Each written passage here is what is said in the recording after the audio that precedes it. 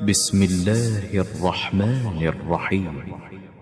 بسم اللہ الرحمن الرحیم۔ وضو کی دعائیں۔ ارشاد نبوی صلی اللہ علیہ وسلم ہے، بسم اللہ شروع کرتا ہوں اللہ کے نام سے کہہ کر وضو شروع کرو۔ بوقت وضو اور عام کام کرتے وقت صرف اتنا ہی کہے۔ الرحمن الرحیم ساتھ ملانا ثابت نہیں ہے۔ دوران وضو کی دعا۔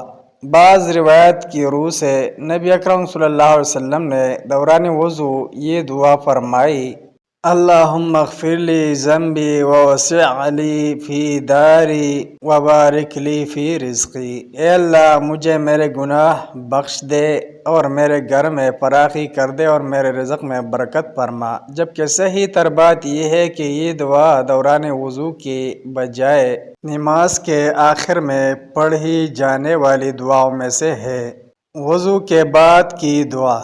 ارشاد نبی صلی اللہ علیہ وسلم ہے کہ جس نے اچھی طرح وضو کیا اور پھر یہ کہا، اشہد ان لا الہ الا اللہ وحدہ لا شریک لہ واشہد ان محمدا عبدہ ورسولہ، میں گواہی دیتا ہوں کہ اللہ کے سوا کوئی معبود برحق نہیں، وہ اکیلا ہے، اس کا کوئی شریک نہیں، اور میں گواہی دیتا ہوں کہ حضرت محمد صلی اللہ علیہ وسلم اللہ کے بندے اور اس کے رسول ہے۔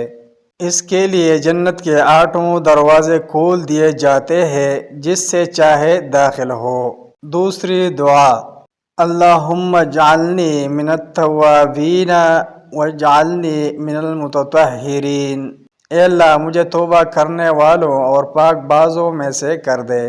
تیسری دعا، سبحانک اللہم وبحمدک اشہد ان لا الہ الا انت استغفرک واتوب الیک۔ اے اللہ تو پاک ہے ساتھ اپنی تعریف کے، میں گواہی دیتا ہوں کہ تیرے سوا کوئی معبود برحق نہیں، میں تجھ سے بخشش طلب کرتا ہوں اور تیری طرف تائب ہوتا ہوں۔ نوٹ: بعض روایت میں ہر وضو کو دھوتے وقت الگ الگ دعائیں وارد ہوئی ہے، جو کہ عام کتب نماز میں بھی نقل کی جاتی ہے، لیکن وہ دعائیں کسی صحیح حدیث سے ثابت نہیں۔ وتر کے بعد کی دعا۔ وتر کے سلام کے بعد 3 دفعہ یہ دعا پڑھے اور تیسری مرتبہ اسے ذرا لمبا کرنا مسنون ہے۔ وہ دعا یہ ہے، سبحان الملک القدوس، پاک ہے بادشاہ جو کہ مقدس ہے۔